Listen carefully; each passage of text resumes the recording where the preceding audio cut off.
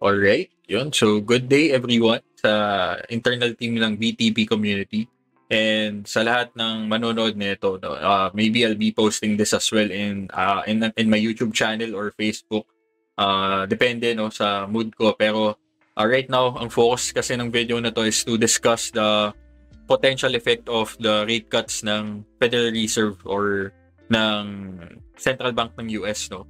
So later, we'll be having a Fed interest rate decision later Thursday, 2 a.m. Philippine time. So September 18 sa kanila, no? So we should expect some volatility in the financial markets, most especially sa equities, pati na rin sa mga currencies, no? Most especially if we experience a big rate cut decision later. So the market, or according to CME FedWatch tool, the market is pricing in a 50 basis points rate cut, no? It's 65% yung probability, and then 35% probability for a 25 basis points rate cut. So imagine that in just a week, ang parang pinaprice in ng FedWatch tool last week, September 11, is a 14% probability for a 50 basis point rate cut. Then it jumped to 65% today. No, actually, nung Monday. So, I don't know why, pero I think it's because of the Nikki Leaks. Parang isa siyang journalist na parang tawag dito, kaya nga siya Nikki Leaks, parang nileak niya yung potential na gawin ng Federal Reserve, no, ng US. So anyway, 50 basis points rate cut is honestly for me will drive uncertainty in the financial markets kasi dalawa lang yan eh. Una, kaya sila nag 50 basis point rate cut kasi the US economy is in a recession. And if the US economy is in a recession, then that's gonna be bad for risk assets, no? Parang they will perceive it, or they will treat it as a growth scare. So syempre, di ba, ang equities or stock market, ang gusto nila makita is growth.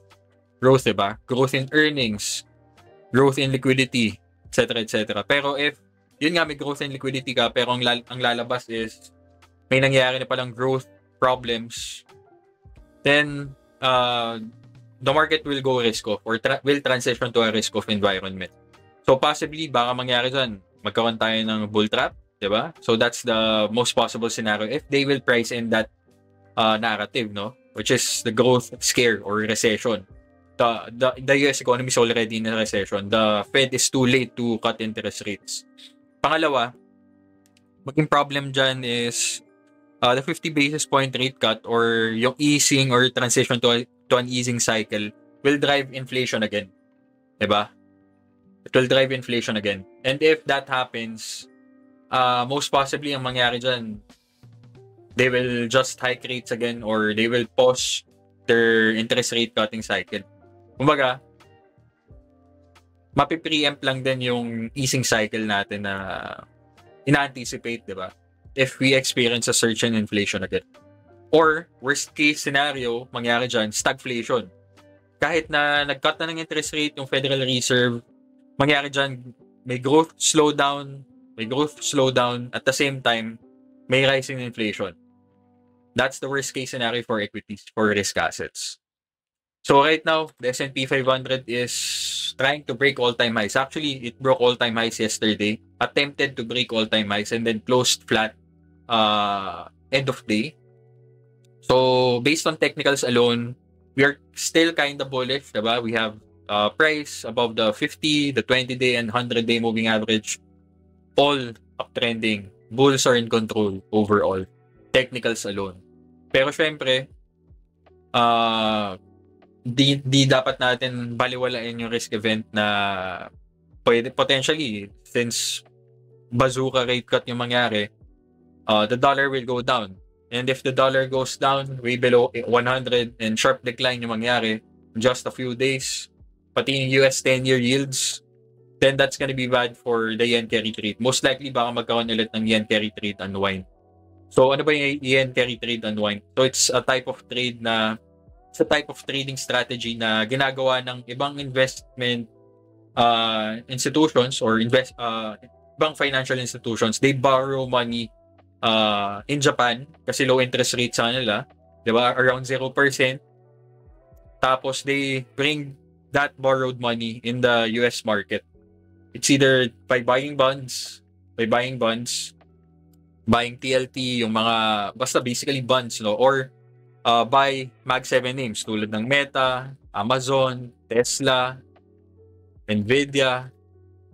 So basically, parang lumalabas, they are taking advantage of the interest rate differential. So mangyari dyan if there is a decrease in interest rate differential due to declining yields, tapos hihina pa yung dollar, there will be another wave of the yen carry trade to unwind or unwinding of the yen carry trade. Tulad nung nangyari nung August 2024.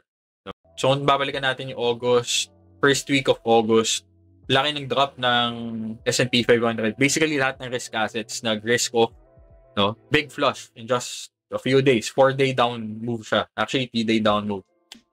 So if that happens again, then it's gonna be a trigger for the yen carry trade to unwind again.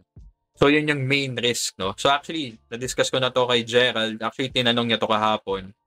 So Gerald is a community member in the BTP community. So tinanong niya yung mga possible scenarios. Possible daw ba mag-sell off yung market, US market, and even the Philippine market after the US Central Bank announces their rate cut.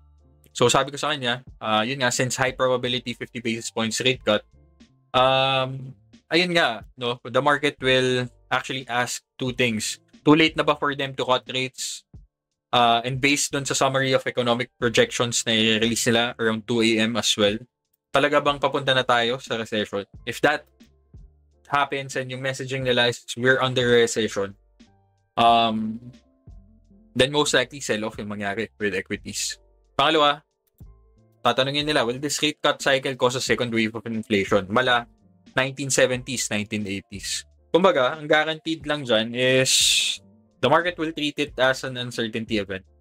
As I've said din kanina, no, in the first parts of this video. So, bottom line, ayun, expect volatility. Ang pinaka-importante lang talaga ngayon, you have to be positioned properly. No? You have to be positioned properly right now, most especially for the bull case and the bear case as well. So, bull case, we break all-time highs. Diba? We transition again to another markup phase or a resumption of the markup phase. Diba? So, mukha siyang reaccumulation eh. Kung ang ascending triangle, inverse head and shoulder, kung ano mang gusto may tawag dyan. Pero bottom line, 2-month digestion yan eh, since July, August, September. Actually, 3-month digestion yung ginawa ng S&P 500, ng US market, no? US equities. So, ano na lang yan eh. Di ba, main question dyan, priced in na ba ng rate cut na to? Priced in na ba yan? And for me, if priced in na yan, dapat, sobrang lakas na ng uptrend na na-experience natin right now eh. Di ba? Mga 1 month before the rate cut, dapat nag-rally na tayo continuously, and then upon rate cut, doon na magkaroon ng big sell on news. Pero right now, the market is digesting the rate cut, di ba? Yung transition natin to an easing cycle. So, di natin masasabi if magkaroon tayo ng sell on news. Honestly, hindi natin masasabi yan. Kung alam lang natin, edi sobrang yaman na natin for the next coming days, di ba? So, ayun. Right now, ang ginagawa ko is I'm positioning on rate cut agnostic names tulad ng mga SN, Comp, Monday, yung mga names na may walang pakialam if magkaroon ng rate cut. If maging malaking rate cut or maliit yung rate cut, no? Regardless, they will benefit from it. So ano ba yung mga sectors na yun? Ano ba yung mga names na yun? So names, hindi na ako magbibigay ng names, pero sector-wise, XLRE will benefit from this rate cutting cycle. XLRE, kita mo naman, all-time high siya, moving up steadily. XLU, I think also will benefit this rate cutting cycle, easing cycle. Tapos meron pang catalyst on the AI data center boom. So AI data centers requires a lot of energy. So XLU will benefit on this transition to AI, 'di ba? To AI. Tapos may easing pa tayo may experience from the interest rate cuts. So XLU will benefit from it, as well as XHB, home builders, di ba? Breaking all-time highs, XHB or ITB, kung ano man gusto mong gamiting ETF, pare-parehas lang yan. So, home builders will benefit from this rate cutting cycle. So, ang meron ako, I have EXR, a home builder name, although more on the retail side, more on yung materials for home building. Yun yung bet ko with EXR. So, another thing, PBW will benefit from this rate cutting cycle as well. Tapos high probability pa na si Kamala Harris pa yung mananalo on the upcoming election. So, it will benefit clean energy names. Yung mga solar names tulad ng First Solar, tulad ng, meron akong Nova. No? Parang utilities name din siya eh. Utilities bet, tapos transition to clean energy. So, that's that, no? So, I have a Bitcoin name or pang crypto name, Cors. So, recently lang din siya nag-IPO. So, it's transitioning to an all-time high breakout again. So, yun yung mga bet natin, yung mga names na at all-time high, yung wala na masyadong resistances, no? So, I have SN Comp, Monday, Mass, Ang, Kupang, EXR Nova, Meta, ASTS, and then Cores. So, bulk niyan are small caps and mid caps. So, kung titingnan mo yung IWM, about to break 52-week high again, about yung mga small caps and mid caps will benefit in this rate cutting cycle. Since the cost of borrowing will go down. And karamihan ng mga small caps, mid caps, very reliant sila on borrowing money. And if bumaba yung cost of borrowing, most likely tataas din yung earnings sila. Yung margin sila tataas din. Di na masyadong problemahin yung interest expense, no? Since nagta-transition na tayo to lower interest rates. So, yun yung main trade thesis ko in this easing cycle, no? Mid caps, small caps. And of course, bonds. AGG is breaking 52-week highs. AGG is in an early stage markup. So, price appreciation, may dividends ka pa. All in all, hindi not dividends pero yung makukuha mo from bonds, 'di ba? Yung yield na nakukuha mo with bonds. So, overall, yun yung mga main winners for this upcoming rate cutting cycle. So, ang ginagawa ko na lang ngayon, I am implementing a diversification mandate. Tipong dinadiversify ko muna siya, yung holdings ko. And then, if may lumabas na leader dyan, doon ako magko-concentrate. So, we just focus on the controllables. Di naman kasi natin masasabi if magkaroon tayo ng bull trap or mag-crash yung market. Hindi natin masasabi yan eh. Diba? Hindi natin masasabi yan. We just follow price. Sabi ko nga dito sa community ko, ultimately, we are just trading what we see, not what we think. So, yun, di ba? To summarize everything, whether 50 basis points, 25 basis point rate cut, the market will treat it as uncertainty.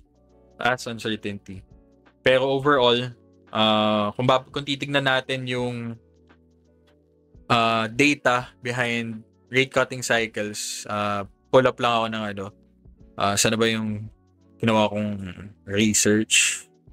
So based on this image, no? So ito yung 3 months after first rate cut. 1973 down, 1974 down, 1981 down. So on average, 3 months after rate cut, we have an average decline of negative 1.1%. So this is from Pinpoint Macro Analytics. So tinrack niya lahat ng rate cuts, no? And then yung S&P 500 return. 3 months after, 6 months after, and then 1 year after. Bottom line, 1 year after first rate cut, on average, we are experiencing a 4.9% gain. No? On average. So ayun, no? Basically, in the short term, rate cuts are either bad or good. If big rate cut, if hard cut, then most likely bad. If soft cut, most likely the market will treat it as a good thing kasi it means na yung market or yung economy is not truly bad. Wala kang dapat ikatakot in terms of the growth perspective, di ba? So, ayun, let's see na lang din kung ano yung gagawin ng market later. So, importante lang, we just position ourselves properly and we don't go all in. We don't trade what we think. We just trade what we see. And we follow data, no? We follow data. So, ano ba yung mga sectors sa malalakas? Every time we are transitioning to a fresh easing cycle. So based on data, yun yung mga sectors na sinabi ko na magbe-benefit, no? So that's that, no? I hope na may natutunan kayo and na-prepare kayo for this upcoming rate cut today, September 18, 2024. So good luck, God bless, and galingan nyo mag-trade. Always manage risk. Yun. See you again on the next video. Bye-bye.